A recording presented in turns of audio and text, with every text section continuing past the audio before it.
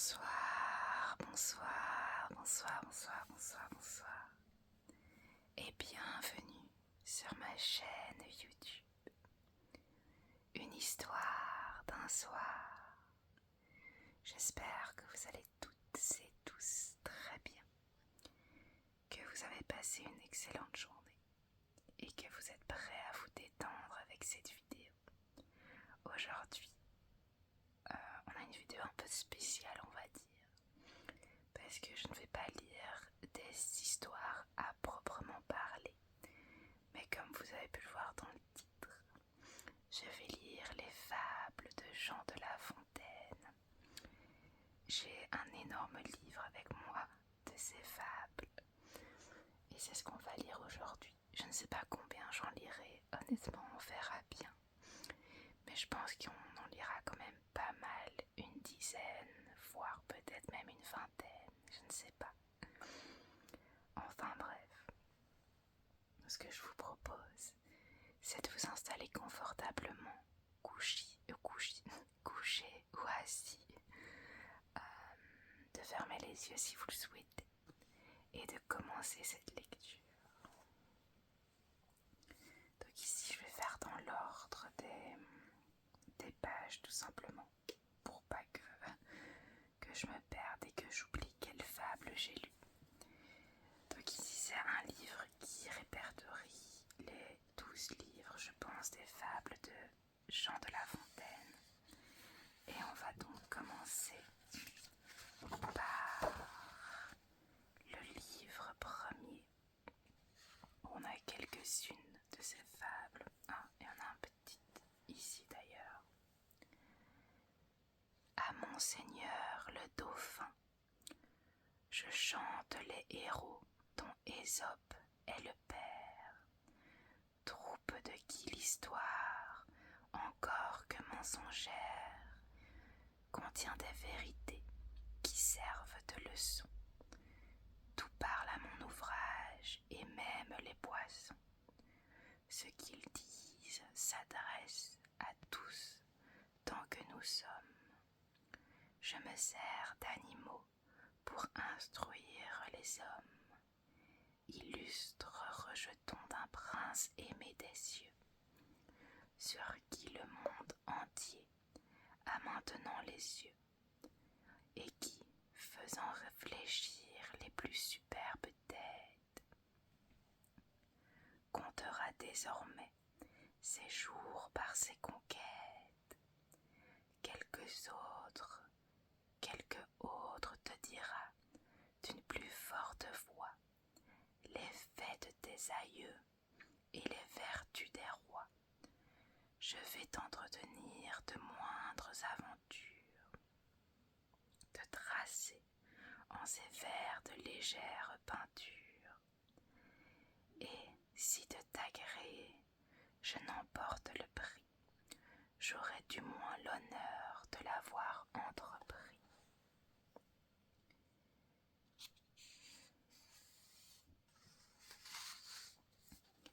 La cigale et la fourmi. La cigale ayant chanté tout l'été se trouva fort dépourvue. Quand la bise fut venue, pas un seul petit morceau de mouche ou de vermisseau. Elle alla crier famine chez la fourmi, sa voisine, la priant de lui prêter quelques grains pour subsister jusqu'à la nouvelle saison. Je vous payerai, lui dit-elle, avant l'août. Foi d'animal, intérêt est principal. La fourmi n'est pas prêteuse, c'est là son moindre défaut. Que faisiez-vous en temps chaud, dit-elle à cette emprunteuse. Nuit et jour, à tout venant, je chantais, ne vous déplaise. Vous chantiez, j'en suis fort aise, eh bien, dansez maintenant.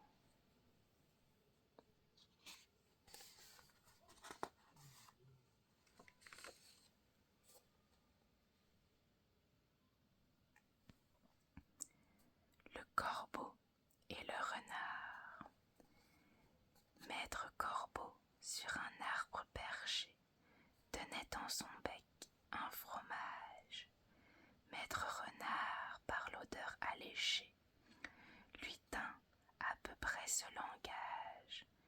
Et bonjour, monsieur du Corbeau, que vous êtes joli, que vous me semblez beau, sans mentir si votre ramage se rapporte à votre plumage.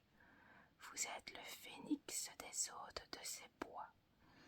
À ces mots, le corbeau ne se sent pas de joie, et pour montrer sa belle voix, il ouvra un large bec, laissa tomber sa proie. Laisse tomber sa proie.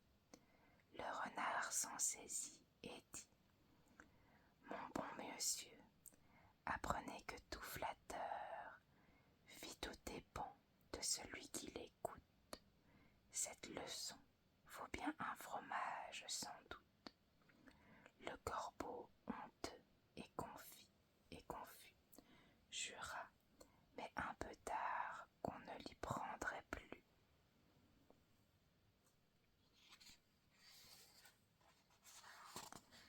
Les deux mulets. Deux mulets cheminaient, l'un d'avoine chargé, l'autre portant l'argent de la gabelle. Celui-ci, glorieux d'une charge si belle, n'eût voulu pour beaucoup en être soulagé. Il marchait d'un pas relevé et faisait sonner sa sonnette, quand l'ennemi se présentant, comme il en voulait à l'argent, sur le mulet du fisc, une troupe se jette, le saisit au frein et l'arrête. Le mulet, en se défendant, se sent percer de coups. Il gémit, il soupire. Est-ce donc là, dit-il, ce qu'on m'avait promis? Ce mulet qui me suit du danger se retire, et moi j'y tombe et je péris. Ami, lui dit son camarade, il n'est pas toujours bon d'avoir un haut emploi. Si tu n'avais servi qu'un meunier comme moi, tu ne serais pas si malade.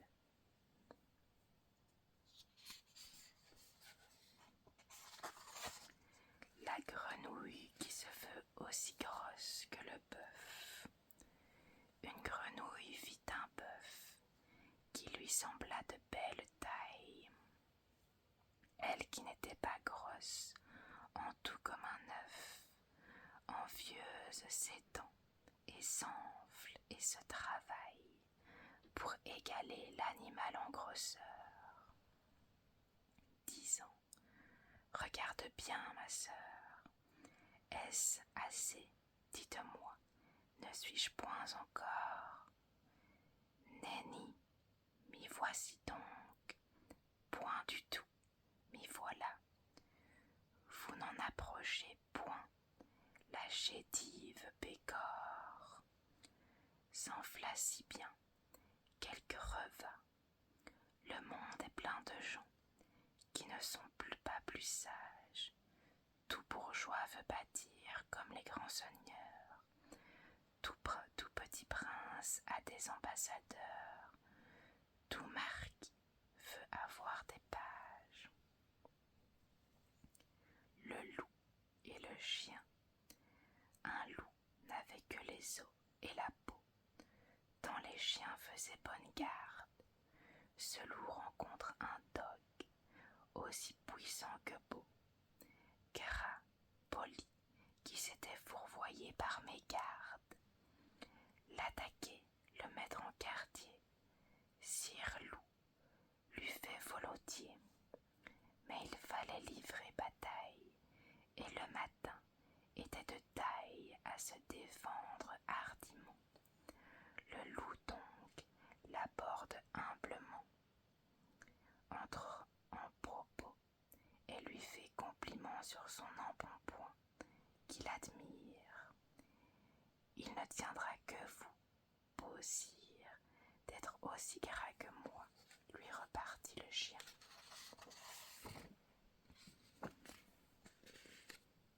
Quittez les bois, vous verrez bien.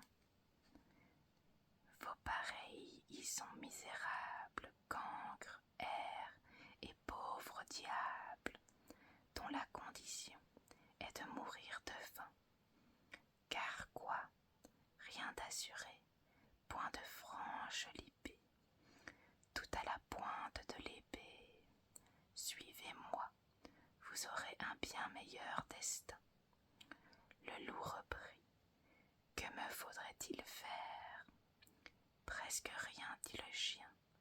Donnez la chasse aux gens, portant bâton et mendiant. Flattez ceux du logis, à son maître complaire, moyennant que votre salaire sera force relief de toutes les façons. Os de poulet, os de pigeon, sans parler de maintes caresses. Le loup déjà se forge une félicité qui le fait pleurer de tendresse. Chemin faisant, il vit le col du chien pelé. « Qu'est-ce là ?» lui dit-il. « Rien, quoi rien, peu de choses, mais encore le collier dont je suis attaché. De ce que vous voyez est peut-être la cause. Attaché, dit le loup, vous ne courez donc pas où vous voulez. Pas toujours, mais qu'importe. Il importe si bien que tous vos repas, je ne veux en aucune sorte, et ne voudrais pas même à ce prix un trésor. Cela dit, maître loup s'enfuit et court encore. La besace. Jupiter dit un jour que tout ce qui respire s'en vienne comparaître au pied de ma grandeur. Si dans son composé quelqu'un trouve à redire, il peut déclarer sa peur sans peur. Je mettrai remède à la chose. Venez, singe, parlez le premier et pour cause. Voyez ces animaux, faites comparaison de leur beauté avec les vôtres. Êtes-vous satisfait? Moi, dit-il, pourquoi non? N'ai-je pas 4 pieds, aussi bien que les autres? Mon portrait jusqu'ici ne m'a rien reproché. Mais pour mon frère l'ours, on ne l'a qu'ébauché. Jamais, s'il me veut croire, il ne se fera peindre. L'ours venant là-dessus, on crut qu'il s'allait plaindre. Tant s'en faut, de sa forme il se loua très fort, glosa sur l'éléphant, dit qu'on pourrait encore ajouter à sa queue, ôter à ses oreilles, que c'était une masse informe et sans beauté. L'éléphant étant écouté, tout sage qu'il était, dit des choses pareilles. Il jugea que son appétit. Dame Baleine était trop grosse. Dame Fourmi trouva le ciron trop petit, se croyant pour elle un colosse. Jupin les renvoya s'étant censurés tous. Du reste, content d'eux, mais parmi les plus fous, notre espèce excella, car tout ce que nous sommes, lynx envers nos pareils et taube envers nous, nous nous pardonnons tout, et rien aux autres hommes, on se voit d'un autre œil qu'on ne voit son prochain. Les fabricateurs souverains nous créent Bézacier, tous de même manière, tant ceux du temps passé que du temps d'aujourd'hui. Il vit pour nos défauts de la poche de derrière, et celle de devant pour les défauts d'autrui.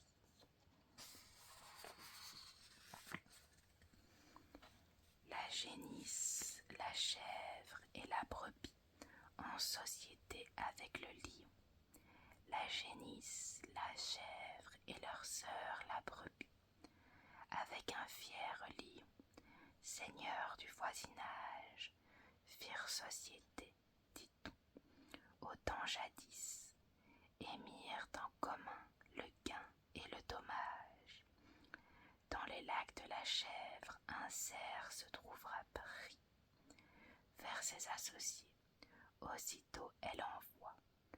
Eux venus, le lion par ses ongles compta, et dit: nous sommes 4 à partager la proie. Puis, en autant de parts, le cerf il dépeça, prit pour lui la première en qualité d'usire. Elle doit être à moi, dit-il, et la raison, c'est que je m'appelle lion. À cela, l'on n'a rien à dire. La seconde, par droit, me doit déchoir encore. Ce droit, vous le savez, c'est le droit du plus fort. Comme le plus vaillant, je prétends la troisième. Si quelqu'une de vous touche à la quatrième, je l'étranglerai tout d'abord. L'hirondelle et les petits oiseaux. Une hirondelle en ses voyages avait beaucoup appris. Quiconque a beaucoup vu peut avoir beaucoup retenu. Celle-ci prévoyait jusqu'au moindre orage, et devant qu'il fût éclos, les annonçait aux matelots. Il arriva qu'au temps que le chanvre se sème, elle vit un manant en couvrir maint sillon. Ceci ne me plaît pas, dit-elle aux oisillons. Je vous plains, car pour moi, dans ce péril extrême, je saurais m'éloigner ou vivre en quelque coin. Voyez-vous cette main qui par les airs chemine?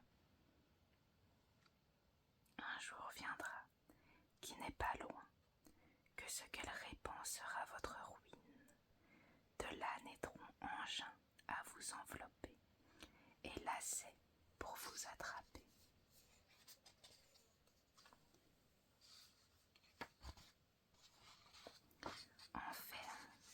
Enfin, maintes machines, qui causera dans la saison votre mort ou votre prison. Car la cage ou le chaudron, c'est pourquoi leur dit l'hirondelle, mangez ce grain et croyez-moi. Les oiseaux se moquèrent d'elle, ils trouvaient aux champs trop de quoi. Quand la chenevière fut verte, l'hirondelle leur dit: arrachez brin à brin ce qu'a produit ce maudit grain, ou soyez sûrs de votre perte. Prophète de malheur, babillarde, dit-on, le bel emploi que tu nous donnes. Il nous faudrait 1000 personnes pour éplucher tout ce canton. La chanvre étant tout à fait crue, l'hirondelle ajouta: ceci ne va pas bien, mauvaise graine est tôt venue, mais puisque jusqu'ici l'on ne m'a cru en rien, dès que vous verrez que la terre sera couverte et qu'à leur blé les gens n'étant plus occupés feront aux oisillons la guerre, quand requinglette et réseau attraperont petits oiseaux, ne volez plus de place en place, demeurez au logis ou changez de climat, imitez le canard, la grue et la bécasse. Mais vous n'êtes pas en état de passer comme nous les déserts et les ondes, ni d'aller chercher d'autres mondes. C'est pourquoi vous n'avez qu'un parti qui soit sûr, c'est de vous renfermer au trou de quelques murs. Les oisillons, las de l'entendre, se mirent à jaser aussi confusément. Que faisaient les Troyens quand la pauvre Cassandre ouvrait la bouche seulement? Elle en prit aux uns comme aux autres. Maint oisillon se vit esclave retenu. Nous n'écoutons d'instinct que ceux qui sont les nôtres, et ne croyons le mal que quand il est venu.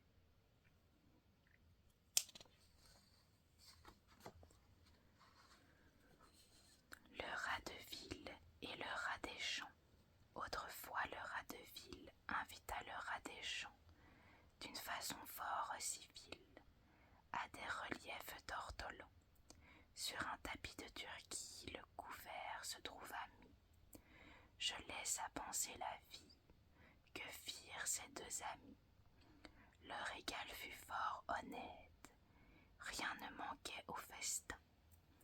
Mais quelqu'un troubla la fête pendant qu'ils étaient en train. À la porte de la salle, ils entendirent du bruit. Le rat de ville détale. Son camarade le suit. Le bruit cesse, on se retire. Rat en campagne aussitôt, et les citadins de dire: achevons tout notre roi. C'est assez, dit le rustique. Demain, vous viendrez chez moi. Ce n'est pas que je me pique de tous vos festins de roi, mais rien ne vient m'interrompre. Je mange tout à loisir. Adieu donc, fis du plaisir, que la crainte put corrompre.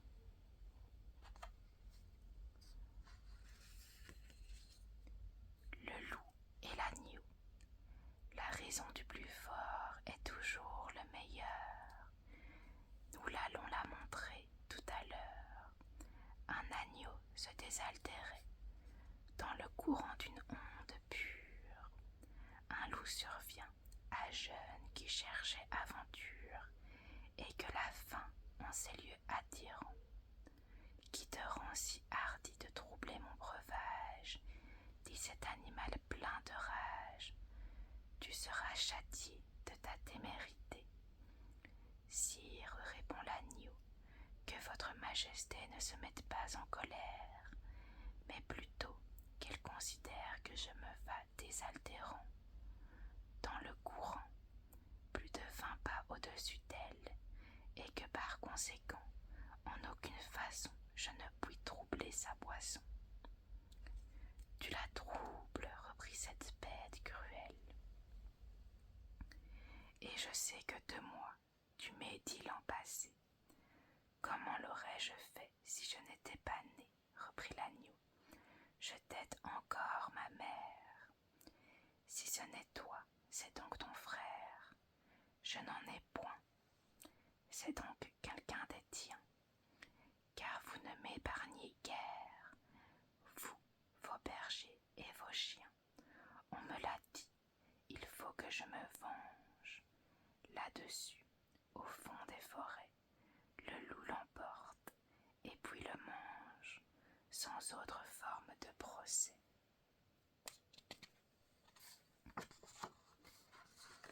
L'homme et son image.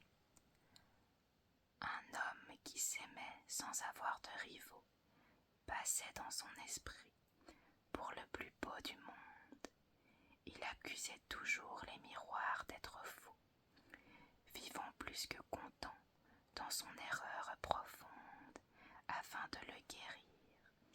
Le sort officieux représentait partout à ses yeux les conseillers muets dont se servent nos dames. Miroir dans les logis, miroir chez les marchands, miroir aux poches des galants, miroir aux ceintures des femmes. Que fait notre Narcisse? Il va se confiner aux lieux les plus cachés qu'il peut s'imaginer, n'osant plus des miroirs éprouver l'aventure. Mais un canal, formé par une source pure, se trouve en ces lieux écartés. Il s'y voit, il se fâche et ses yeux irrités pensent apercevoir une chimère vaine. Il fait tout ce qu'il peut pour éviter cette eau, mais quoi, le canal est si beau qu'il ne le quitte qu'avec peine. On voit bien où je veux venir, je parle à tous, et cette erreur extrême est un mal que chacun se plaît d'entretenir. Notre âme, c'est cet homme amoureux de lui-même. Tant de miroirs, ce sont les sottises d'autrui. nos défauts, les peintures légitimes. Et quant au canal, c'est celui que chacun sait, le livre des maximes.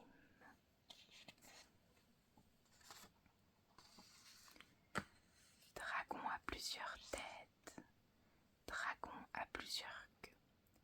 Un envoyé du grand seigneur préférait, dit l'histoire, un jour chez l'empereur, les forces de son maître à celles de l'empire. Un Allemand se mit à dire: notre prince a des dépendants, qui, de leur chef, sont si puissants que chacun d'eux pourrait soudoyer une armée. Le Jiaou, homme de sens, lui dit: je ne sais par renommée ce que chaque électeur peut du monde fournir. Et cela me fait souvenir d'une aventure étrange et qui pourtant est vraie. J'étais en lieu sûr lorsque je vis passer les 100 têtes d'une hydre au travers d'une haie. Mon sang commence à se glacer, et je crois qu'à moins on s'effraie. Je n'en eus toutefois que la peur sans le mal. Jamais le corps de l'animal ne peut venir vers moi, ni trouver d'ouverture. Je rêvais à cette aventure, quand un autre dragon, qui n'avait qu'un seul chef, et bien plus d'une queue, à passer se présente. Me voici, saisi de rechef, d'étonnant et d'épouvante. Ce chef passe et le corps et chaque queue aussi. Rien ne les empêcha, l'un fit chemin à l'autre. Je soutiens qu'il en est ainsi de votre empereur et du nôtre. Les voleurs et l'âne. Pour un âne, enlever 2 voleurs se battaient. L'un voulait le garder, l'autre le voulait vendre, tandis que coup de poing trottait et que nos champions songeaient à se défendre. Arrive un 3e larron qui saisit maître Aliboron. L'âne, c'est quelquefois une pauvre province. Les voleurs sont tels ou tels princes, comme le Transylvain, le Turc et l'Hongrois. Au lieu de 2, j'en ai rencontré 3. Il est assez de cette marchandise. De nul 2 n'est souvent la province conquise. Un quart voleur survient, qui les accorde net, en se saisissant du baudet.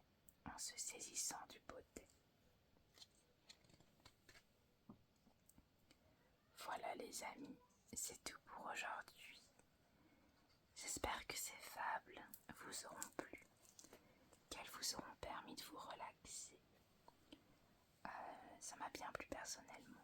Je vous souhaite de passer